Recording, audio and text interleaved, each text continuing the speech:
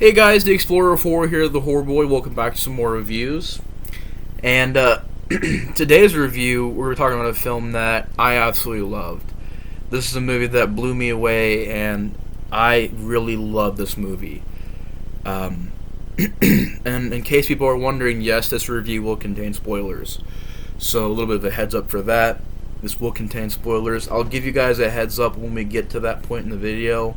When the spoilers are going to be coming and, what I'm saying and everything. So I'll let you guys know we're going to get the spoilers. But today talking about the 2019 film Parasite.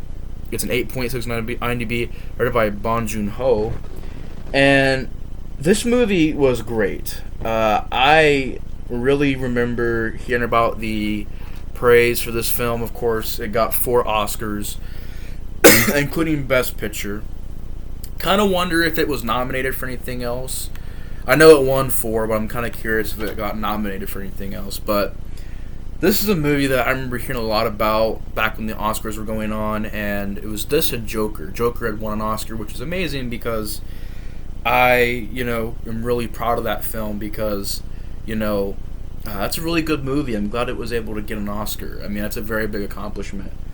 But this film got 4 Oscars, including Best Picture. And I remember hearing about this movie and being like, what is this movie? I've never really heard of this movie before. And before I actually watched it, I thought it was going to be some horror movie about a parasite, maybe a family. And there's this parasite that's infecting people. I don't know why I thought that. I was being an idiot. The movie's actually got a really genius plot to it. It's got a really clever and definitely original plot, and I will say this. This movie isn't even a year old yet, and I'm going to say this. It will be a classic. This will be a masterpiece. It is a masterpiece, in my eyes and in my opinion. It's stuff like this and It Follows and The Witch and The Lighthouse. These movies that, to me, Hereditary, in my opinion. I know some people are like, what the fuck, no. In my opinion, Hereditary is kind of on that same level. It's a really good horror film. But these are just movies that I feel will go on to have a big impact in the film community. And this really isn't a straight-up horror film. I thought it was going to be a straight-up horror film. It's really not. It's much more of a blending of really all kinds of genres. I mean, it's got some comedic moments. It's drama, it's thrills, has a little bit of horror in there. But it would mainly categorize, and it says on here on IMDb, comedy, drama, thriller. I think it works best that way. I think this movie is just amazing. This movie is great, and if you haven't seen Parasite yet, I'll let you guys know when the spoilers are going to get here, but you need to see this film. This film was really, really well done. It really impressed me. And I remember the first 10, 15 minutes thinking, like, alright, this got 5 Oscars, and I get it's 2 hours and 12 minutes, but I was sitting here thinking, like, what? I wonder what this movie's going to do to really make me go, that's why it, got the Oscars and the awards. When it reached that point in the movie, I realized it immediately, and I was just,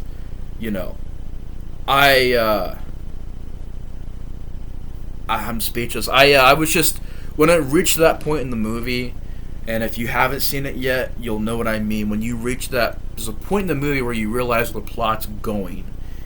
You reach that point, and from there on, it becomes nothing but suspense and thrills, and you're just glued to your seat. I did not want to look away from this movie. I wanted to just, because you got to read the subtitles, you can't just, listen to the dub. And in this case, I'm glad, because, you don't have to worry about any bad dubbing, which, to be honest, nowadays dubbing is pretty good. You don't have to worry about, and it makes you more immersed, and I like the actors as well. I like their acting. So you get the full performance from the actors. You've got, just in this movie's case, I really enjoyed reading the dialogue. The dialogue is just so interesting, and their conversations are so interesting. There's a lot of points in this movie that I remember it's like Taxi Driver or Rocky. There are certain parts of these films where the dialogue spoken is timeless. ageless. The topics that get brought up in this film will never really age. They're timeless. They've been around for a while, and they cover some great things in this film. And to get into the positives before I get into the story, because when I get into the story, that's when we're going to get into more of the spoiler zone. But the positives, the acting is amazing. I really enjoyed the families in this movie, the two families, the rich and poor family. I really enjoyed the dialogue. The dialogue was super interesting, and most of the movie is dialogue. So maybe if you don't like slower burn kind of movies, it would bother you because it is a little bit more slower. It's much more of a build.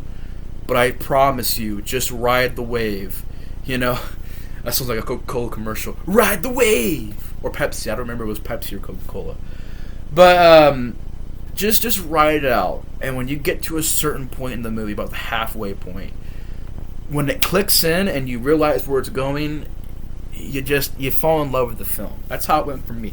I fell in love with the film when you realize how the plot is just this genius. It's this energetic. It's this creative. You realize that, and you're just like, I love this. And the dialogue, for being the most part, it's just these people hanging out and talking. To do that in an interesting way is hard, because Tarantino knows how to do that. He'll make these 2.5 hour long movies, 3 hour long movies that, and I don't really like 2.5 hour long, 3 hour movies. I'm not. If I see that runtime, it kind of makes me go, I'll watch it when I have a little bit more time. I'm more of an hour and a half movie kind of guy. I would like to just be an hour and a half, hour and 45 minutes, somewhere around there. But with Tarantino's films, you never get bored. And most of his movies' dialogue is very interesting to listen to and energetic. And it has so much life to the dialogue that you're just into it, and you realize, shit, an hour and a half has went by, and yeah, there's been some action and stuff like that, but the dialogue has kept you interested. Here it's the same thing.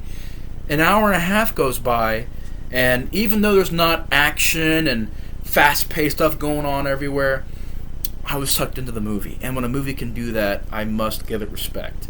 And this movie deserves a lot of respect for a lot of the aspects of the film. I mean, this movie has a great music score to it, some beautiful songs and some beautiful music. I think it's also extremely well shot. This is a movie that's very beautiful to look at. And I watched it on DVD, so I can only imagine how it looked on Blu-ray. It looks beautiful, absolutely beautiful. The sets and locations, the house designs, I love the way the houses look. They all kind of have, like the poorer house, they really did a great job of making it look like it was the poor neighborhood, and this was a place where, they don't really have a lot of money. And the rich house, this just giant, big, nice house, beautiful house, was just shot well. It looked interesting and unique. It didn't look like a generic house. I like that. They kept it very unique and original in that aspect. A lot of the locations just look beautiful. They're very well shot, a lot of bright locations. In this movie's case, being shot in the daylight, it really helps it, because it gives it this life, it gives it this color, and it's just beautifully shot. But when the movie gets dark, when it does turn to night, and it does rain, or you go down into the basement, it gets really dark.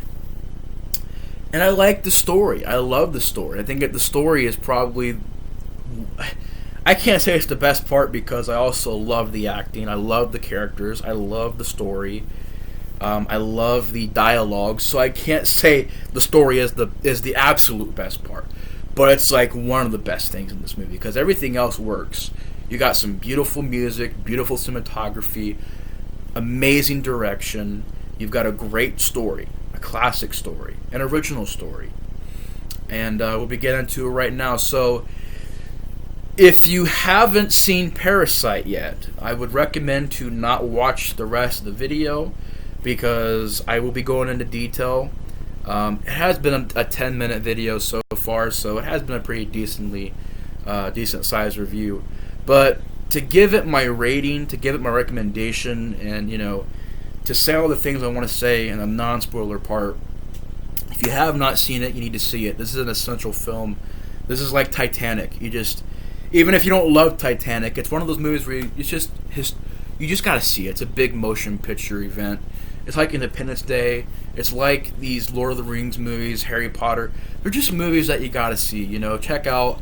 Maybe they don't all the way suit your needs, but to be honest, this movie will. This movie, I think, you'll be very impressed with. I'm gonna give it an 8 or a 9 out of 10. It's a really solid film. I would recommend it, completely. But yeah, well shot, well acted, well directed, an amazing story, and when it gets to its tension-filled moments, it really gets there, and it knows how to keep you interested and keep you on the edge of your seat.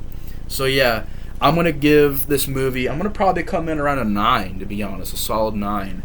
Very, very impressive film. Definitely deserves the praise it gets. And I'm not the guy who watches movies, and I don't pay attention to really the critical stuff. I mean, I do. I appreciate when films get awards and things, but I don't let it dictate my opinion on a film. Like, if I go to watch a movie that I think is underrated and everybody else hates it and I love it, like for me, I love Phantom Menace. I love it a lot. It's one of my favorite Star Wars movies to this day. But a lot of people don't like that movie. I'll defend it, though. I love that movie. I love Halloween 4, The Return of Michael Myers. I love Halloween 2, Halloween 3, Friday the 13th Part 5, A New Beginning. I'll defend this. This is underrated.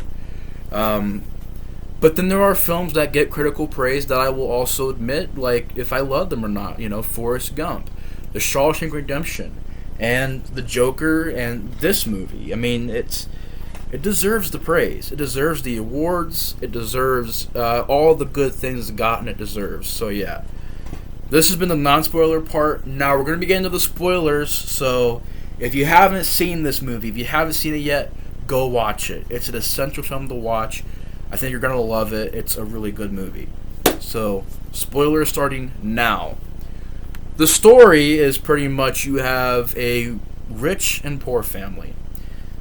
One of the people from the poor family ends up visiting this house, and he figures out this way to where he fakes being this tutor, this I believe it was like a math tutor. He fakes that in there so he can get paid by the family, but they don't know that he's not an actual tutor. And his sister is really talented in designing things on a computer, and she prints out this certificate that makes him like he's an official tutor and everything. And basically, these two families, I love the aspect that the Parasite title is very appropriate for this film, because this family kind of invades this rich family, but not in a way where they rob them or anything like that. They just do it where they kind of live off of the richer family in a way. So I feel like that's where the Parasite title comes from. Is basically the dad of the poor family, he used to drive cabs, so now he's the driver for the rich family. The sister knows a lot about, she researched a lot about psychology, child psychology, and I think it was something to do with drawings, the psychology of drawings, so she helps out with that, the house. The mother of the poor family becomes the maid, and the old maid gets kicked out, the old maid does.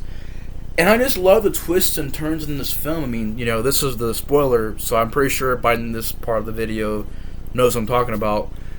Just, I love the idea of the underground basement and seeing the just reveal of it. How the old maid just comes in and she's acting weird. She's laughing maniacally. She's just acting a little off, and then she just goes straight to the basement. And you're wondering, like, what is this all about? And when they go down in there and they help her push this kind of a shelf out of the way, and they go down deep into the underground tunnels. Just a really well done scene. It's shot to where you're not given the answer immediately. You're just constantly wondering what this is. And when you find out the twist, this family, the maid and her husband, have been living underneath this house, and they're kind of crazy. Great twist. A lot of tension-filled moments. I mean, there's a scene where the rich family, their son is outside, kind of doing this camping, where you know how when you was a kid you'd go out back and act like you were camping. Well, the son does that, and the parents are inside, and the poor family are under this table, and the two parents are kind of getting it on, and it's a little awkward scene. It's such a tension-filled scene because they wait till they fall asleep, and they're trying to get out of there, and the father is crawling to the shadows, trying to get out of view, so they can get out of there. He's crawling, and then the walkie-talkie goes off, and the father wakes up, and he just stops dead in his tracks. There's no over-the-top music. There's nothing loud going on. It's just that scene. And I remember being like, oh shit, oh my fucking god. And when they go back to sleep and they get out, and the poor family gets out of there, it's just such a tension-filled moment. And the infamous ending. This ending, I think, is probably the most iconic scene from this film, where they're having a birthday party, and this is a point where the poor family is getting tired of this. They're tired of having to bow down to these rich people. They're tired of having pretty much the rich people talking shit about them. And they're just tired of it. They're tired of it. And they have this party where the crazy husband that's been locking her downstairs, he comes out and just stabs the daughter of the poor family. And people are getting stabbed. Then the mother stabs the crazy husband guy. Just a really intense scene. The birthday party scene was just really intense. I think it's also the point where the poor dad kills the rich dad. Just a shocking moment, and the ending where you realize that the son's goal is to build up some money, get into the house, and hopefully his dad will be there with him and he'll never get caught for what he did. Just a really well done ending. The ending is not too dark, but not like a happy-go-lucky ending. It's not ridiculously light to where people are laughing and smiling, but it's not too dark. And I respect that, and I respect the way they ended the movie. There's a few things, though, that I kind of had some questions on. Like, there's this statue right here. For those of you, this is the point where people have seen the movie. I'm kind of curious about this. I don't know if I missed any dialogue. Maybe I did. This is a very big point of the movie, is this statue. I'm kind of wondering what it means. Maybe I missed some dialogue by accident, but they showed this a lot. I want one of you guys out there to help me figure out like what it means, like what this relevance of this stone in this movie is, because they keep on bringing it up, and I'm like, it's gotta mean something, but I think I missed some dialogue. But yeah, there's that. I think that's about it, to be honest. Nothing else really made me go like, huh. But just the little things that you find out the story, like how you think these lights are going off automatically, but it's actually this crazy guy. He knows whenever the dad comes home, so he's always turning the light switches on. Just a really well done film. A movie that I thought was very original, very well shot, very well made, and an awesome movie. I'm going to give it a 9. But anyways, guys, thanks for watching my review on Parasite. Great, fantastic movie. I'm going to leave it at that, though. 9 out of 10. Great film. Thank you guys so much for watching. Let me know your guys' thoughts on this film in the comments below. Thanks again for watching, and I'll see you guys later. The Explorer of Horror is out. Peace.